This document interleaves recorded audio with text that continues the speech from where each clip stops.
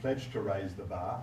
Does it feel like you did that in your first showing since the World Cup? Yeah, look, I think let's give credit to Ecuador. They're a very good team, and they only missed out on going to the last 16 through goal difference at the World Cup, and obviously they got some quality, but we the boys did fantastic in terms of sticking to the game plan, and obviously some new players in. Extremely happy obviously with Aidan O'Neill's debut, and the young boys when they come on. But again, as I said, it's these senior boys that are crucial to all that. If they've got to lead the way, and they did that very well tonight. Does it feel like you got the perfect combination of the World Cup stars impressing the youngsters coming through and also making an impact? The right combination of that? Yeah, but look, let's not get carried away, because these kids need a heap of experience and plenty of game time at their clubs, and the senior boys are doing it every week, and you can see the example that they're setting to the young ones. But as I've said many times, I believe in Australian talent and the Australian mentality with those kids, but it's just about them getting the opportunity and the chance. And that was, I think it's about the fourth friendly I've had since I've been in charge, and it's an opportunity to, put some young kids in and around the older players and let them lead the way. I think we saw the intensity in the press at times from your side tonight. Obviously, it led to the second goal, thanks to the man sitting next to you. But how much of a benefit is the continuity that you have coming into another cycle? The players know the triggers, they know when to go, when to stay, and how much can that build upon? Can you build upon that for the next 4 years so you can get even more aggressive?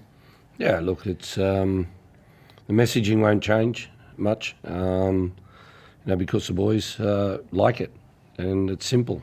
But you could see a little bit when the young ones come on, they're a little bit disjointed, but they've had 2 training sessions, and yesterday we were doing a tactical session. We got wiped out from the Lightning, so we didn't actually get that much of a session. But again, it's this guy next to me and Craig Goodwin, the older players, and Harry Sutter at the back, and Aziz Page, that are telling the young ones what to do on the pitch. That makes it much more simple for me. Jacko, just as a follow-up, how enjoyable is it when you get to pin the ears back and just go straight at an opponent? Yeah, well, it's got to be the mentality when you play at home, and obviously coming off the back of what we did a few months ago, everybody wanted to come out and show that aggressiveness as well from the beginning, and nothing more satisfying sometimes than scoring a goal from a high press in that kind of moment. And that was a perfect example of what we tried to do in those moments, and led to a great finish from Mawa. The 2 debutants in particular, Aidan O'Neill, his performance, and Alex Robinson as well. What gave you the confidence to throw him on after the hour?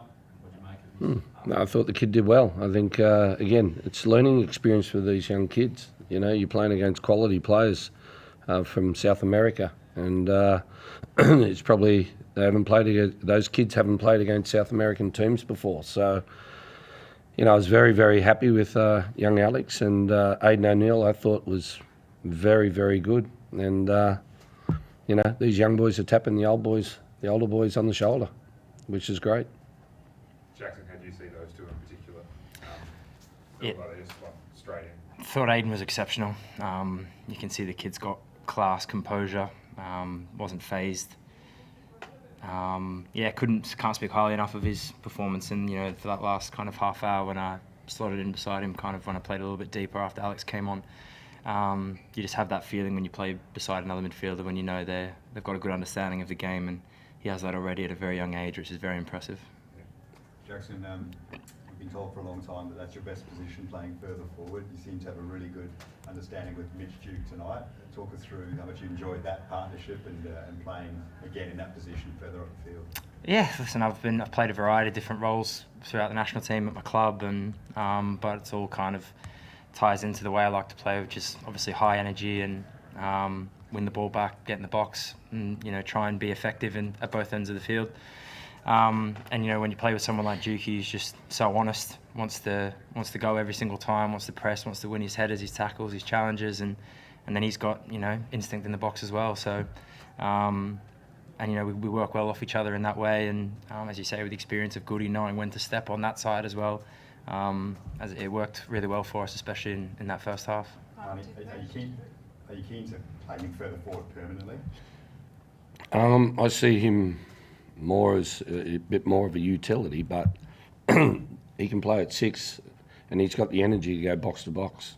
So if I restrict him to stay at 6, then I don't think we're getting the best out of him. I think that he can play as 10 and play up beside Juki, but he also, you know, against other teams that sit back further, we can play with 1-6 and Jacko go box to box. When we lose it, he gets back into the block and into the defensive unit, and you know, he's great at making late runs in the box, and he's playing as a, you know, double 6 in St. Pauli, but you know, he's in the box 20 times a game, so he can do both roles.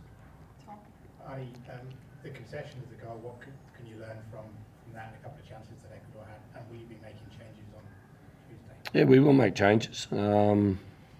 You know, I didn't bring everyone here to not play. Of course, winning's important, and there's one thing that I think everyone needs to understand, that you know, about the rankings of you know, friendly games, you get points. You know, and it's important that we keep winning to get higher up the rankings, and that will make our World Cup campaign potentially a little bit easier with the draw. So we're going out to win the game. It's not just a matter of just you know, it's a friendly game. It's about, you know, getting the kids getting to learn what we want from them, but also the senior players with that leadership. And you know, but again, you know, tonight was Ecuador was a good team, and you look at the way that the boys played, and I was very happy with it. Any more burning question for tonight? That's all right. Sorry, just quickly, Jackson. Just in camp, just being curious, was it all about the future, or were you still talking about like his goal, Juki's goal? Were you still talking about that stuff? Or?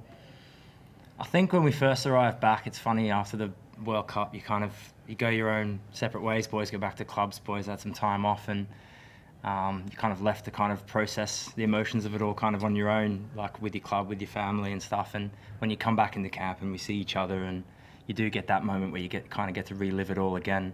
But then it's just about harnessing that energy and then taking it forward. And I think that's what we've kind of tried to take from this camp is, yeah, of course, relive it, enjoy it, it was special, but take what we harness that energy from it and pass that on to the young players, pass it on to everybody else, and take it forward. I think that's the kind of theme of this camp.